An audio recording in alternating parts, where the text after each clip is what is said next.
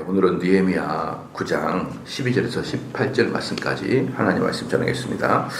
낮에는 구름 기둥으로 인도하라 했거든. 낮에는 구름 기둥으로 인도하고 밤에는 불 기둥으로 인도하였다라는 것은 뭐냐면 구름은 하나입니다. 구름은 하나. 지금 무슨 말이냐면 낮에 뜨는 구름이 따로 있고 밤에 불 기둥이 따로 있는 것이 아니라 구름 하나가 낮에는 구름으로 밤에는 불기둥으로 그렇게 되는 것이죠. 그러니까 뭐랑 똑같냐면은 외국에 보면 가끔 큰 토네이도 같은 거 있잖아요. 큰 토네이도 같은 거 보면은 그 구름 같은데 그 속에서 막 천둥이 이렇게 막 번개가 버벅버벅 치고 있는 그것을 상상하면 될 거예요. 그 상상하면 되면은 낮에는 이제 그 번개 치는 것이 줄어들고 거의 없다가 밤에는 이제 번개 치는 그런 불기둥 같이 되는 것이죠. 그러니까 구름 하나가 변하는 것이에요. 낮에는 구름 기둥, 밤에는 그 속에 이 번개 같은 것들이 포함되어 있는 구름, 번개 같은 게 포함되어 있는 구름 이런 거거든요. 그러니까 낮에는 선선하게, 밤에는 따뜻하게 이렇게 했습니다. 그래서 이제 또 13절에 또 신의 산에 강림하시고 하늘로에서부터 그들과 말씀하시사 정직한 규례와 진정한 율법과 선한 율례와 계명을 줬다 그랬거든요. 분일 때도 말씀드렸는데 모든 역사, 모든 문화에는 진리가 포함되어 있어요. 그래서 우리가 불경을 책을 봐도 그게 다 틀린 건 아니에요. 상당 부분 많이 진리가 포함되어 있는 것이죠. 불교에는 8정도가 있는데 그 8정도에서 보면은 뭐 잘못된 생각, 잘못된 바라보, 정견 뭐 이런 것들이 있거든요. 그런 것들이 죄를 짓는 과정인데 그걸 보면 상당히 청교도들이 말하는 그 라인과 비슷해요. 그래서 지난번 주일날도 제가 설교했듯이 쓴 뿌리가 있었고 쓴 싹이 있었고 쓴 열매가 있잖아요. 그 중에 한 단계를 끊어버리면 되거든요. 쓴 뿌리가 있다 그래도 쓴 뿌리가 들어왔다 그래도 쓴 싹이 일어나지 않게 잘라버리고 쓴 싹이 나 있다 그래도 쓴 열매가 나지 않도록 잘라버리면 된다는 말이죠. 아예 처음부터 쓴 뿌리가 나지 않게 해요. 그럼 쓴 뿌리가 뭐냐면은 시기하십니까? 시기함입니까? 처음부터 시기함을 절제시키는 이러한 것들을 하게 되면은 우리가 이제 요셉의 형제들처럼 그런 죄를 짓지 않잖아요. 그런 게 비슷하게 불경에도 다 있어요. 그런 것들도. 근데 이제 문제는 뭐냐면 그렇게 해서는 할 수 있는 방법을 불교는 인간의 노력으로 하려고 하는 것이고 인간의 수행으로 하려고 하는 것이고 우리 기독교는 예수 그리스도의 중보 사역으로 그 일을 우리가 의존하고 주님을 바라보면서 그 일을 가는 것이 다른 것이지 그 결과는 비슷합니다. 결과는 비슷한 거예요. 그렇기 때문에 어느 문화든지 진리를 일정함은 포함하고 있다. 불경에도 그렇고 사수삼경에도 그렇고 여러 가지 이 동양의 또는 또 다른 서양의 이런 문헌들도 보면은 엉뚱한 것이 아니다. 다 일리가 있고 다 그렇다. 그러나 그것을 해결하는 방법이 전혀 다른 거예요. 다른 기독교를 제외한 모든 것들은 자기 노력으로 하려고 수행으로 하려고 하는 것이고 기독교는 예수님의 중보를 사모하는 것이죠. 그런데 다 일정 부분 진리가 있다라는 것을 지금 제가 무엇을 얘기하려고 그러느냐. 그렇기 때문에 불경을 읽어도 된다. 그런 것이 아니에요. 다 포함되어 있는데 전체적으로 진리를 완벽하게 세팅을 갖고 있는 것은 유대인밖에 없었다라는 거예요. 모든 문화에는 진리를 포함하고 있는 문헌들이 다 있었어요. 근데 진리가 처음부터 끝까지 세팅이 딱 되어 있는 것은 유대인밖에 없었다라는 걸 말을 하려고 하는 거예요. 그렇기 때문에 유대인들은 모든 지구상에서 어떤 민족보다 하나님께서 그들을 택하심이 분명하게 증언되는 것이다. 증언될 다른 모든 민족들은 택하지 않으셨고 오직 유대인만 택했던 근거, 우리가 유대인만 택했다 이유라고 할 수는 없죠. 이유는 시작이니까 그 결과물을 봤을 때 하나님이 유대인들에게만 완벽하게 진리를 주신 유일한 백성이다라는 거예요. 여러 가지 단어로 이렇게 포함되어 있는데 어떤 것은 규례, 율례, 계명 이제 이런 것들을 이제 말하고 있는데요. 이런 것들 규례 이제 뭐 다 비슷비슷한데 뭐 굳이 이렇게 여러 단어가 있으니까 그 원어로 본다 그러면 여기서 이제 보면은 계명이죠. 계명은 뭐냐면 미취화입니다. 미취화. 이 미취화라는 단어는 뭐냐면은 하나님이 직접 주셨다라는 것에 방점을 좀 두고 있어요. 하나님이 직접 주셨다라는 것이죠. 그러니까 쉽게 말하면은 이 진리의 말씀은 그때 당시 고대 근동인 사람들이 가지고 있던 여러 가지 지혜로운 것을 지혜로운의 그 책을 묶어놓은 것이다라는 것이 아니에요. 우리 노자 같은 사상, 노자 사상은요 정확하게 노자라는 사람이 실존 인물인지 아닌지 몰라요. 노자는 실존 인물이 아니에요. 막 168세까지 살았다. 노자는 실존 인물이 아닌데 그 노자는 그 당시에 많이 흩어져 있는 격언집들의 모음이다라고 보는 거예요. 격언집들의 모음이다. 그러니까 여기서 말하고 있는 계명은 그게 아니다는 거예요. 많은 격언집들의 모임이 아니라 직접 하늘에서 주셨다라는 것에 방점이 있는 게 계명이라는 뜻이고요. 여기서 이제 율례라는 것은 규례라고 말하기도 하고 율례라고 말하기도 한데 이 율례는 미시파트입니다. 미시파트. 제가 지난번에 룻기 할 때도 많이 얘기했는데 미시파티예요. 미시파티. 이 미시파티는 뭐냐면은 선악을 구별하는 삶의 기준, 선악을 구별하는 삶의 기준이라는 개념인 것이고요. 그러니까 선악을 구별하니까 누가 옳고 그름을 판별해 주는 거거든요. 누가 옳고 그름을 판별해 주는 것이죠. 그러니까 지금으로 말하면은 판사들이 하는 일이랑 똑같죠. 규례는 주로 이스라엘에서 언제 가장 발달했냐면 사사들에 의해서 가장 발달했어요. 여러분 사사들은 우리말로 말하면 판사예요. 판사. 판관, 판사, 사사. 근데 이제 거기서 이 사사들은 대체적으로 미시파트를 통해서 사람들의 옳고 그름을 분별하고 또 위기가 있을 때에는 자기가 직접 인도자가 되어서 장군이 되어서 대적하는 자가 이방인들 대적하는 자가 사사거든요. 그러니까 이 미시파트는 뭐냐 삶의 구별을 하는 기준을 가지고 있는 것이에요. 그러니까 이게 참 재밌는 게 뭐냐면은 판사들이라는 게 정말 어려운 직업이다라는 게 그 판사가 되기까지도 어렵지만 판사가 되어서 일을 하는 게 정말 어려운 것 같아요. 목회자들이 주로 하는 일이 A와 B가 틀어져 있을 때 가운데 개입되는 게 한두 번이 아니에요. 어떤 A가 와가지고 목사님 식사 한번 하실까요? 또는 목사님 잠깐 방문해도 될까요? 그렇게 이야기하게 되면요. 목사님 제가 이번에 진급했으니까 용돈 50만 원 드리겠습니다. 한 명도 그런 사람이 없어요. 한 명도 그런 사람이 없어요. 신기해요. 이런 사람 어떻게 진급하고 막 이런 것은 좋은 것은 부동산 사가지고 올라왔으니 돈 좀 드릴게요. 한 명도 없고 오자마자 눈물을 뚝 흘리고 목사님 제가 힘들어요. 그런 사람만 100%예요. 뭔 놈의 힘든 사람들이 그렇게 많은지 힘들어요. 그 중에 많은 경우에 홍길동 집사가 괴로워요. 그렇게 홍길동 집사가 나를 힘들게 해요. 그러면 이제 금세 나도 모르게 홍길동 집사와 그 집사 사이에 내가 딱 임발부가 돼버려요. 그 순간. 여러분들 우리 교회에 누군가 힘들게 하면 누구랑 상담하겠어요? 네? A라는 권사님과 상담하겠어요. 담임 목사가 상담하겠어요. 담임 목사 상담하기 훨씬 쉬우니까 그냥 담임 목사 상담하면서 홍길동 집사님이 힘들게 합니다. 그러면 나도 모르는 사이에 그 실컷 이야기 듣고 울고 짜고 막 눈물도 흘리고 밥값도 내는 숨을 이렇게 하는 사람이 다 듣고 안녕히 가세요. 그러고 난 끝날 것 같아요. 그냥 끝나면은 좀 너무 허수아비 같잖아요. 내가 무슨 허수아비가 다 들어주고 오케이 다 들었으니까 마음이 시원합니까? 돌아가십시오. 난 들어주고 끝나면 그게 안 되는 거예요. 제가 지난 다음에 홍길동 집사한테 집사님 그분하고 뭐 이렇게 사이가 안 좋은 게 있습니까? 그럼 홍길동 집사가 항상 똑같은 말을 해요. 그럼 모든 제자 훈련 받았게 돼. 목사님 왜 홍길동 집사 말만 듣습니까? 딱 그래요.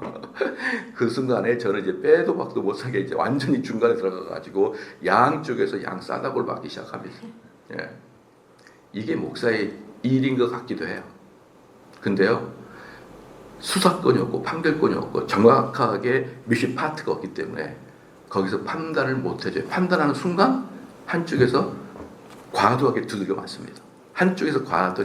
그리고 만약에 여러분들이요, 진짜 목사님의 마음을 살려 그러면 먼저 와서 울어버리는 게 딱 목사님 그쪽에 가서 너가 피해자구나 이런 느낌이 들거든요. 그러니까 먼저 와서 울어버리길 주의로 축원합니다.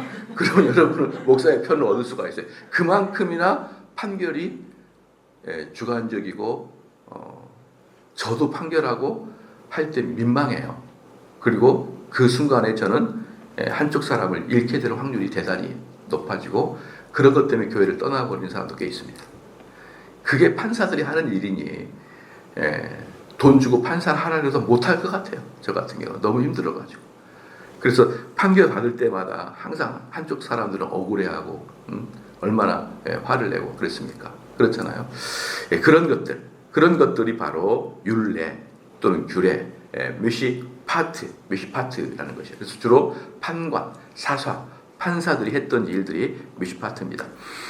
그래서 이제 그 다음에 이제 율법은 뭐냐? 율법은 이제 원어로 토라입니다. 토라는 구약 전체를 일컫는 말이에요. 특별히 모세오경을 토라라고 이렇게 이야기를 합니다.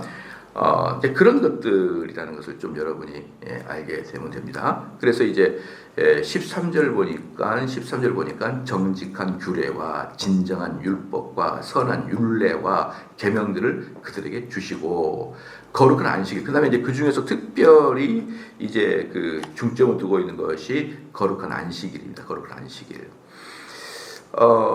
이제 그래서 이제 거룩한 안식을 그들에게 알려주면 그 주의 종 모세를 통하여 계명과 율례와 율법을 그들에게 명령하시고, 그러니까 13절의 방점은 뭐냐 그러면 하나님이 직접 주셨다.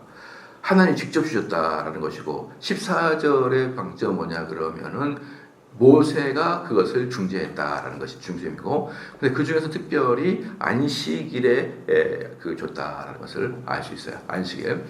그러니까 이 안식일을 특별히 여러 그 율례와 율법 중에서 안식일을 콕 집어가지고 강조하는 이유는 뭐냐면요. 이스라엘은 특별히 다른 율법보다 안식일을 강조하는 것이고요.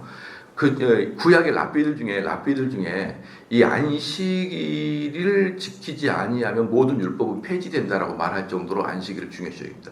왜 그러냐 그러면은 안식일을 범하는 순간부터는 하나님의 율례를 배울 수 있는 통로가 점점 줄어드는 것이죠.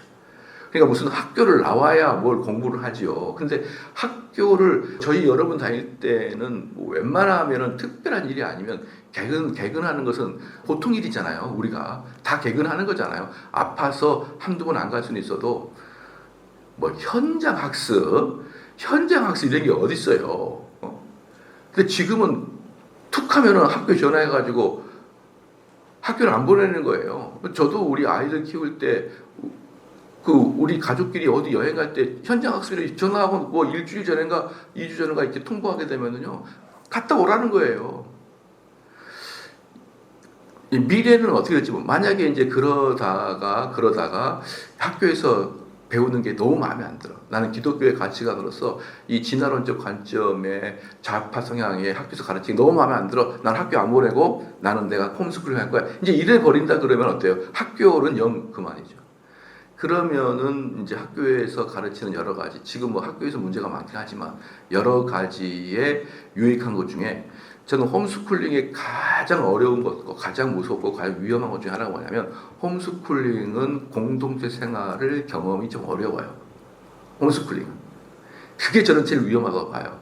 근데 제가 학교 다닐 때 좀 공동체에서 눈에 띄게 벌 가지고 그러면 누구한테 두들겨 맞기도 하고 동기생들한테 맞기도 하고 왕따도 당하기도 하고 그러면서 야 사회생활 이렇게 하게 되면 힘들구나라는 것을 초등학교, 중학교 다닐 때까지 주로 중학교 때 고등학교 때 덜 그러는데 이때 실컷 경험을 하는 거예요. 얘들이 조금 성향이 이상하다. 생각이 조금 고리타분하다. 그럼 여지없이 왕따를 딱 당하거든요. 또 두들겨 맞기도 하는 것이고 또 떠들면 선생한테 맞기도 하면서 야 이렇게 살았다가 이렇게 고난을 당하는구나. 이것을 어쩔 수 없이 초등학교 때부터 중학교 때까지 엄청나게 실제로 당해요. 근데 홈스쿨링에서는요, 그것은 불가능합니다. 그것은 가능한 것은. 그래서 저는 홈스쿨링 가급적 하지 마라. 하지 말고 학교를 보내되 그 다음에 방과 후 반이나 그 다음에 다른 방식으로 기독교 가치관을 따로 배워라. 왜냐? 홈스쿨링 많이 하는 사람 중에 외골수적 아이들을 제가 적게 본 게 아니에요. 상당히 많이 보고 안타깝습니다. 제가 동기들한테 왕따 한번 당해봐야 되는데 그렇게 말할 정도로 외골수들이 많아요. 의외로. 또 우리 아이가 너무 외골수라서 공동체에서 잘 적응을 못하니까 홈스쿨링을 할 수도 있었을 거예요. 역으로. 그런데 어쨌든 좀 달라요. 좀 다릅니다. 그래서 저는 우리 자녀들한테도 항상 그래요. 네가 실제로 동기들한테도 당해보고 선생님한테도 혼나보고 또 공부해가지고 옆에 애들도 이겨보고 또 네가 열심히 노력하다가 실망도 해보고 이 모든 걸 겪어보는 것이 학창시절에 꼭 필요하다. 제가 꼭 그렇게 얘기를 하거든요. 그런데 학교를 일단 안 나가버리면 어때요? 학교에서 배우는 과목도 그런 공동체 훈련도 아무것도 경험을 못하는 거예요. 그러니까 그 공동체 훈련, 학교에서 남을 배려하고 복도에서 뛰지 말아야 되고 선생님께 인사해야 되고 이 모든 율례를 배우기 전에 뭐부터 시작을 해야 되는 거예요? 학교를 나와라. 이것부터 시작이 되는 거예요. 그래서 학교를 안 나오면 이 모든 것이 아무 의미가 없잖아요. 그렇기 때문에 안식일을 지키지 못한다 그러면 이 율법에 대해서 아무도 필요 없어지는 거예요. 그래서 모든 율법의 가장 밑바탕이 뭐가 있냐면 안식일을 거룩하게 지켜라고 강조할 수밖에 없는 거거든요. 그러면은 안식일은 토요일이고 안식일의 정신을 그대로 이은 것이 주일이라 그러면 주일에 출석하는 것을 강조하는 것은 당연한 것입니다. 왜냐 그러면요. 신약은 구약과는 율법을 강제적으로 지키는 것은 다르지만 그 정신을 그대로 이어받은 것은 똑같거든요. 그러니까 안식일을 거룩하게 지켜야 되는 것이고 안식일을 아침과 저녁으로 제사를 드렸다 그러면 그게 주일날로 넘어오면 똑같은 정신으로 주일을 거룩하게 지켜야 되고 아침과 저녁으로 예배를 드려야 되는 것이 청교도들이 원하고 있고 웨스턴 신앙고백 속에 딱 못 박혀 있는 주일의 거룩한 주일 성수예요. 근데 이 주일 성수부터 이미 무너져가지고 무슨 놈의 하나님의 말씀을 전합니까? 여러분 주일 성수 무너지면 제가 지난번에 말씀했지만요. 주일 성수가 무너지잖아요. 그러면은 11시 예배 끝나고 점심을 먹고 오후 예배 안 드리지 않습니까? 그럼 오후 예배를 안 드리는 것뿐만 아니라 두 가지가 그냥 무너집니다. 뭐예요?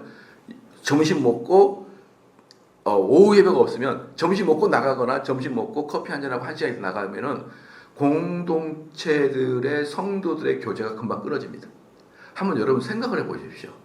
주일날 오후 예배 끝나고 성도들끼리 다시 나가서 식사하면서 성도들 교제 많이 안 하죠. 근데 그게 주일 오후 예배가 없으면 11시 예배 끝나고 그런다니까요. 끝나고 집에 가고 끝나고 마트 가고 끝나고 친구 만나러 가고 끝나고 어머니 만나러 가는 일은 점점 많아지고 성도들끼리 모여가지고 하하호호 하는 것들은 적어집니다. 그 대표적인 예가 뭐냐 그러면 우리 교회에서 점심을 드시고 성경 공부가 없는 사람들, 오후 예배를 드려야 되는데 성경 공부가 없는 사람들이 뭐냐 그러면 집사님, 목사님, 전도사님 오후 예배 드릴 때까지 어디 갈 데가 없어요 그래요. 그게 오후 예배가 있기 때문에 강제적으로 교회에 있는 거예요. 오후 예배가 없으면 어디서 목사님 갈 데가 없어요. 누가 그러겠어요. 끝나고 다 집에 가는 거지. 그러니까 우리 교회도 오후 예배가 없으면요 갈 데가 없어서 다 가게 돼 있는 거예요. 그러니까 성도의 교제는 끊어집니다. 그게 오후 예배가 없고 저녁 예배가 없는 게 보통 문제가 아니에요. 성도가 끊어지고 두 번째 뭡니까? 성경 공부 다 끊어지게 돼 있어요. 성경 공부 또 무슨 그 소그룹 모임 다 끊어지게 돼 있습니다. 그래서요 하나님은 얼마나 지혜로우신지 딱 주일날 후반부에 예배를 딱 둠으로 말미암아 이 모든 게 다 해결돼 버립니다. 공동체식, 교회를 사랑하는 마음, 성경을 공부하는 마음, 소그룹 나누는 것들 한 방에 없어집니다. 저녁에 예배 갔다 갔고 오후에 예배가 없으면. 그래서 해보니까 이 일을 해보니까 그래서 주일날 예배가 2번 있어야 되는 것이 맞구나 라고 시작하는 거예요. 그러면요 주일날 11시 예배만 있고 아무것도 뒤에 없으면요 교회는 그 다음에 무너지는 일이 두 번째가 딱 나와요. 더 이상 교회가 힘을 못 써요. 힘을 못 씁니다. 그래서 할수록 이렇게 주님이 이렇게 지혜로울 수가 있을까? 왜 두 번일까? 많은 사람이 진심으로 주일날 예배 한 번을 제대로 드리는 것이 낫지. 형식적으로 오후 예배까지 드리는 게 낫습니까? 라고 많은 사람이 꼭 말하고 싶은 게 뭐냐면 그 진심 내년에 흐트러질지 어떻게 알아요? 지금은 막 은혜 받아가지고 막 좋은데 내년에 피곤해가지고 피곤하다 오후 예배까지 들고 나니까 월요일날 직장 가기 너무 피곤하다 내가 좀 더 빨리 가야 그런 마음이 들지 어떻게 알아요? 그래서 주일은 어때요? 아침과 오후에 딱 못을 박아놓고 그리고 하루를 주일을 살아가는 거예요. 그게 바로 하나님이 우리에게 주신 안식일을 거룩히 지키라는 시작입니다. 그리고 이 안식일을 거룩히 지킴으로 말미암아서 여러분들 뭘 하는 겁니까? 하나님 말씀을 그렇게 많이 배우는 거예요. 배우는 것입니다. 그리고 이제 제가 이번에도 좀 미국에 있는 목사님들하고 좀 대화를 하면서 알게 된 것 중에 하나가 뭐냐면요. 성도들은 성경을 공부해야 된다. 성경을 공부해야 된다라고 머리에 각인 박힌 기독교인들은 대한민국밖에 없대요. 재밌는 게 뭐냐면요. 우리 독일 여행할 때 독일 갔다 오신 분 아마 기억나실 거예요. 독일 갔다 오면요. 독일 같은 기독교 국가에서도요, 성경이 공용으로 사용합니다. 공용으로. 그러니까 성경이 이렇게 의자 뒤에 이렇게 성경이 꽂혀 있어요. 꽂혀 있더라고. 그럼 사람들이 와서 그 성경을 봐요. 근데 코로나 기간 동안에 서양도 그렇고 한국도 그렇고 뭘 금지했냐면 공용 성경 보는 걸 금지시켰어요. 거기에서 코로나가 온다고. 그런데 서양은 성경책이 꽂혀 있어요. 그럼 사람들이 와가지고 맨몸으로 와서 그냥 꽂혀 있는 성경을 보는 거예요. 그건 무슨 말 합니까? 성경 공부 안 한다는 뜻이에요. 걔네들은 개인 성경책이 가지고 있는 것을 별로 중요시 여기지 않아요. 근데 우리는 어때요? 성경에 묻지도 긋고 동그라미 쉬고 또 뜻도 쓰고 깨달음도 쓰고 이러잖아요. 서양 애들은 그렇게 하잖아요. 그래서 기독교인 입고로 성경을 공부한다는 이 정신은 대한민국에서 거의 유일한 정신이고요. 이건 최고로 좋은 정신이에요. 최고로 좋은 정신. 여러분은 꼭 자부심을 가져야 됩니다. 그리고 저는 종종 말씀을 드리지만 서양에서 받은 것도 좋은 것 많지만 우리들이 가지고 있는 또 다른 한국교회의 장점을 세계화시켜야 되는 거예요. 그 중에 저는 그 중에 하나가 오후에 성경 공부예요. 오후에 성경 공부는 작년도 성경 공부 말하는 거예요. 어린이들 성경 공부 말고 오후에 성경 공부는요. 전 세계 사람들은 안 해요. 그리고 우리나라 교회들도 거의 안 합니다. 우리 교회가 주로 거의 우리 교회가 유일하게 하죠. 그러면은 오후에 그 11시 예배 끝나고 성경 공부를 하는 것이 얼마나 중요하느냐. 얼마나 그게 중요하느냐. 우리는 그 기간이 아니면 율례와 규례를 배울 도리가 없다. 근데 우리는 그걸 한다. 왜? 유대인들이 했으니까. 유대인들은 안식일에 이렇게 했어요. 와가지고 제사 드리고, 제사 예배니까 예배 드리고, 또 규례, 율례도 공부하고, 또 저녁에 또 드리고, 하루 종일 주의 말씀과 주의 의지를 우리가 받아들이는 날이 안식일이었다. 그래서 저희 교회는 안식일의 정신에 맞게 너무나 잘하고 있고, 저는 이런 것들이 많이 좀 알려져야 된다고 저는 생각을 합니다. 자, 그래서 15절에 그들의 굶주림 때문에 그들에게 양식을 주시며, 이제 15절부터가 이제 뭐냐 그러면, 하나님께서 광야에서 인간들에게 베풀어 준 은혜고, 또 그 다음에 좀 뒤에 뭐가 나오냐면 그 은혜를 받은 인간들의 배신이 계속 반복해서 나와요. 뒤에까지 하나님은 우리에게 은혜를 주시고, 은혜를 받은 우리는 하나님을 배신하고, 또 역으로 하나님을 배신한 우리들에게 여전히 하나님은 은혜를 주시고, 이게 계속 반복이 됩니다. 그들이 굶주림 때문에 그들에게 양식을 주셨다. 이게 뭡니까? 당연히 광야에서 만나를 받은 사건들을 지금 말하고 있죠. 만나를 받은 사건들. 자, 그 다음에 그들이 목마를 때 그들의 반석에서 물을 내렸다 그랬잖아요. 이게 출애굽기에 나온 르비딤 사건이죠. 르비딤 사건. 그다음 민수기에 나온 신광야에서 사건이에요. 신광야 사건. 그래서 거기다 반석에서 침으로 물이 나오게 했다.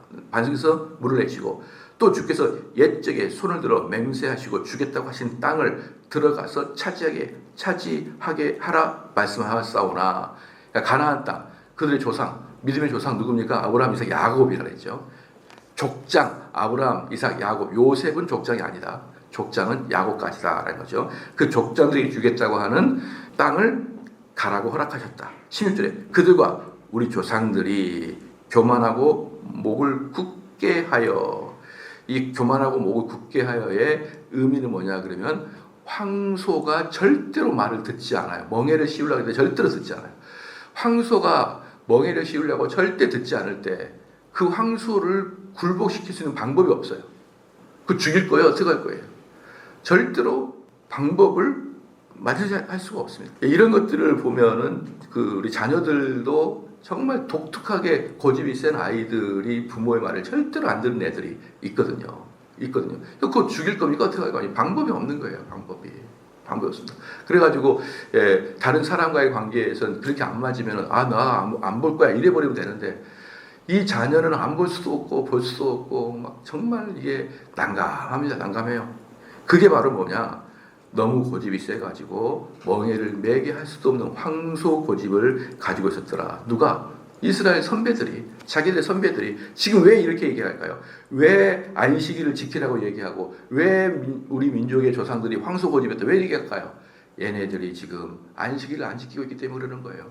바벨론 포로 기간 동안에 오랫동안 있다 보니까 또 포로 귀환에서 한 100년 동안 황폐한 예루살렘에 있다 보니까 안식일을 까맣게 잊고 있었던 거죠. 겨우 형식조 지키든지 아니면 안 나오든지 그렇게 돼버린 것이죠. 그러니까 어떻게 되는 것입니까? 안식일을 먼저부터 지키고 그 다음에 너희들이 고집 좀 부리지 말라는 거예요. 그 고집, 너희들 조상들이 그 고집 부리다가 그래서 우리가 바벨론을 끌려간 거야 라고 얘기를 하고 있는 것입니다. 자, 17절에 거역하며 주께서 그들 가운데서 행하신 기사를 기억하지 아니하고, 기사를 기억하지 않았다라는 건 뭡니까? 하나님이 우리에게 주신 은혜를 기억하지 않았다는 거예요. 은혜를 기억하지 않았다. 은혜를 기억하지 않았다는 것이죠. 아니하고 목을 굳게 하여 패역하여 스스로 한 우두머리를 세우고. 그러니까 이 은혜를 기억하지 않는다는 것은 무엇이냐 그러면요, 이 하나님이 주신 은혜는 가만히 생각해 보면요, 모든 사람이 하나님 주신 은혜를 깨닫게 되는 거예요. 모든 사람이 하나님이 주신 은혜를 깨닫게 되는 거다라는 것이에요. 깨닫게 되는 것이다라는 것입니다. 다 우리 보잘것없는 모질이 같은 인생이었잖아요. 근데 지금 어때요? 두 발 뻗고 잘 수 있는 집이 있잖아요. 이 비싼 동네, 서울, 경기. 어디 한번 생각해 보라고요. 이런 나에게 모질이 같은 사람에게 이런 좋은 것을 주는 것 가만히 생각해 보면요, 다 은혜예요. 은혜라고. 우리가 뭘 어떻게 했길래 여기까지 왔나라고 생각하면 은혜. 그래서요, 여기서 기사를 생각하라는 건 뭐예요? 하나님 나에게 베풀어 준 것들을 한번 고려해 보라는 거예요. 하나님 우리에게 지금 주셨던 선물들을 가만히 생각해 보라는 거예요. 그러면은 참 은혜밖에 없는 거예요. 저 시골에서 다 거의 다 대부분 시골에서 올라왔을 거거든요. 가만히 여러분들 그 민족 조상을 한번 따라가 보라. 다들 시골에서 어디서 이렇게 짱뚱이 같이 생겼다가 와가지고 서울, 경기 어디 살다가 보니까 나도 모르게 집도 있고 어떻게 살다 보니까 애들도 잘 되고 이렇게 산 거 아니에요? 그런 걸 생각해 보면은 하나님이 우리에게 주신 은혜를 베풀어 좀 생각해 보라는 거예요. 그러면 다 감사죠. 근데 이스라엘 사람 어떻게 했다는 거예요? 나 안 생각해야겠다. 나 생각 안 할란다. 하나님이 나에게 어떻게 해준 거 아무 고려 없어요. 그건 이미 하나님을 배역하는 것이 첫 번째가 나에게 베풀어 준 것에 대해서 은혜를 기억하지 않겠다는 것입니다. 기억하시지 아니하고 목을 굳게 하여 패역하여 스스로 한 우두머리 세우고. 이건 참 재미있어요. 이것은요, 스스로 한 우두머리 세웠다는 건 뭐냐면요, 이게 그 스스로 한 우두머리 세우고 종되었던 땅으로 돌아가고자 하였나이다.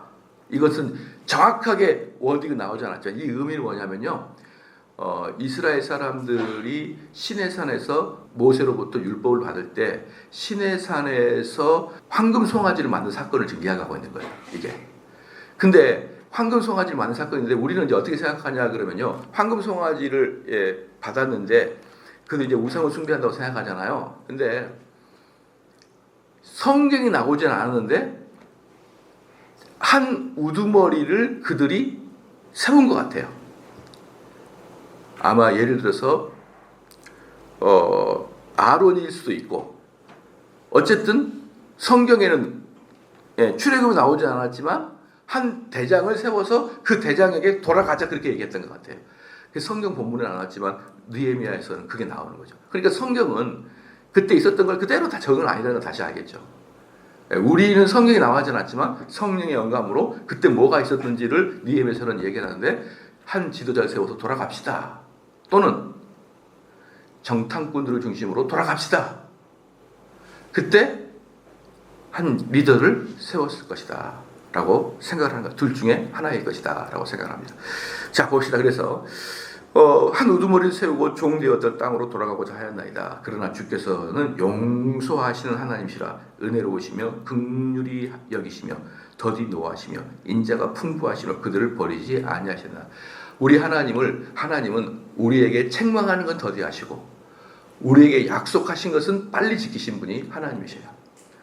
우리를 책망하시는 것은 더디하시고 우리에게 주시겠다고 하는 언약은 정확하게 주시는 분이 우리 하나님이시라고 해요. 근데 하나님은 광야에서 만나도 주시고, 그리고 발을 쳐서 물도 나가게 하시고 가나안 땅에 들어가시기를 허락하셨는데, 그 은혜를 주셨는데 이 사람들은 뭐라고 한다고요? 한두 명을 세워놓고 야, 다시 애국으로 돌아가자, 못 살겠다, 돌아가자. 계속 그렇게 이야기를. 우리 수련회도 이게 참 별것도 아닌 것 같은데, 수련회도 만약에 우리 교회가 작년에 작년에 수련회 갔잖아요. 그런데 막 교회에서 열심히 준비하고 담임 목사가 또 이게 막 독려해가지고 갔는데 힘들다, 재미도 없다, 돌아가자 막 그래봐요. 교인들이 그것만큼 김 빠진 게 어디 있어요. 야, 돌아가자. 근데 이스라엘 사람들은 하나님이 가나안 땅이란 좋은 땅을, 즉 신랑이신 하나님께서 신부인 이스라엘을 신혼집으로 딱 데리고 가고 있는데 돌아가자 다 그러고 있는 거예요. 근데도 하나님 어때요? 끝까지 참으시고 그들 끝까지 어때요? 가나안 땅까지 인도하시는 분이 하나님이시잖아요. 그것을 지금 말하고 있는 거예요. 자, 그래서 18절 말씀에 또 그들이 자기를 위하여 송아지를 부어 만들고 이르기를. 그래서 송아지를 부어 만들고, 그래서 이 말씀을 근거로 17절에 송아지 사건이라 그렇게 얘기하는 거예요. 17절에. 그래서 송아지 부어 만들고 이르기를 이는 곧 너희를 인도하여 애굽에서 나오게 한 신이라 하여 하나님 크게 모독하였사오나.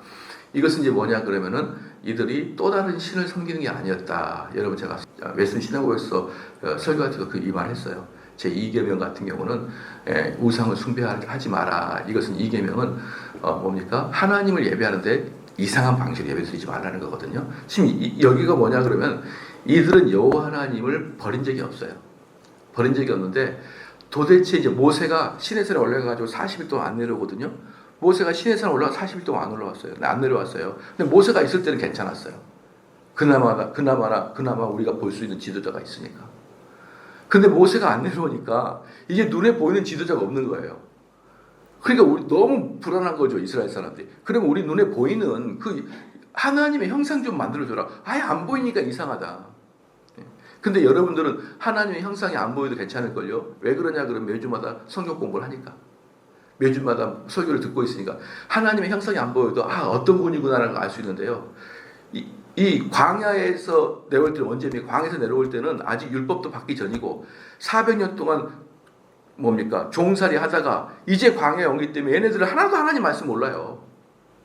그나마 모세라는 사람이 있어가지고 그나마 군데 이거 옳다 이렇게 해주시는데 모세가 40일이 뭡니까 여러분? 40일이 어떤 건지 알아요? 이스라엘 놀러 가보세요. 이스라엘 한번 가보시라고요.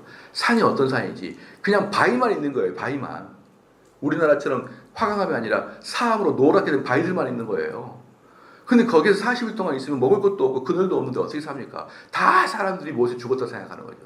물도 없어요. 먹을 것도 없어요. 그늘도 없어요. 그곳에 40일 동안 모세가 안 내렸단 말이에요. 그러니까 사람들이 이게 이거 너무하다. 40일이면 모세는 죽었겠다 싶어가지고 이제 얘네들이 갈팡질팡 하는 거예요. 우리 어떻게 하면 되지? 그러니까 우리가 모세가 없으니까 그럼 우리를 인도하는 그런 어떤 지도자의 표시, 우리 기독교의 표시 하나를 만들어 달라. 그게 황금 송아지입니다. 그게. 그러니까 얘네들은 또 다른 신을 섬기겠다가 아니에요. 우리가 눈에 보이는 그분을 좀 만들어 달라는 거예요. 제가 말씀했습니다. 이 땅에 있는 어떤 형상을 딱 만드는 순간 그 형상이 좋은 것도 있어요. 왜? 송아지는 우직하고 도움을 주고 우리에게 많은 것을 베풀어 은혜의 동물이 송아지예요. 그러나 이 송아지는 뭐가 없는 거예요? 지혜가 없고 자비가 없고 긍휼함이 없어요. 그러니까 송아지를 우리의 대표로 만드는 순간 어때요? 지혜, 자비, 긍휼 이런 것들 사라져버리고 없는 거예요. 그렇기 때문에 그것은 하나님을 모독하는 겁니다. 모독하는 거예요. 여러분 무슨 말인지 알겠죠? 하나님이라고 해서 모든 속성을 다 일일이 우리가 알고 있어야 하는데 하나님의 속성 중에 특별히 어느 것만 강조해버리는 거예요. 그게 바로 송아지 사건이고요. 또 우리가 하나님의 신론을 배우는 이유가 뭐냐면 하나님의 신론은 균일하게 배워야 되는데 어떤 사람은 하나님은 사랑만 강조해버려요. 하나님은 사랑 강조하는 게 어딜까요? 바로 자유주의예요. 자유주의에서 항상 하는 얘기가 하나님이 사랑인데 왜 우리를 다 지옥에 보냅니까? 그게 말이 됩니까? 이거예요. 그래서 지옥론이 없어지게 된 것이 하나님 사랑을 강조하게 되는 거예요. 여러분 지옥이 없어지면 이 땅에서 우리가 얼마나 경건하게 살아야 될 이유가 없잖아요. 점점점 공의의 하나님, 거룩의 하나님, 우리가 이 땅에 살아갈 때 윤리와 도덕을 지켜나가는 게 없어지는 게 뭐냐? 하나님의 사랑을 강조할 때예요. 그래서 어떤 하나님의 속성 중에 하나를 강력하게 강조하는 것이 그게 바로 이단이거든요. 그게 이단이에요. 그런데 이때 당시도 뭡니까? 야, 하나님을 좀 우리가 생각해 달라. 그럼 어떤 하나님이 좋을까? 우리 여기까지 인도하시고 우리에게 먹을 것도 주시고 우리에게 그늘도 주시는 우리를 항상 위하신 황금 송아지 좋다. 그렇게 만든 거예요. 그것이 18절 마지막에 보니까 마지막에 하나님을 크게 모독하였다라는 것이에요. 그게 바로 하나님을 모독했다. 그래서 오늘 이렇게 이스라엘 백성들이 이렇게 하나님의 은혜에도 불구하고 항상 죄를 짐으로 말미암아 우리 조상들이 고통당한 것이다. 그것을 이야기하고 있는 것입니다. 기도하시겠습니다.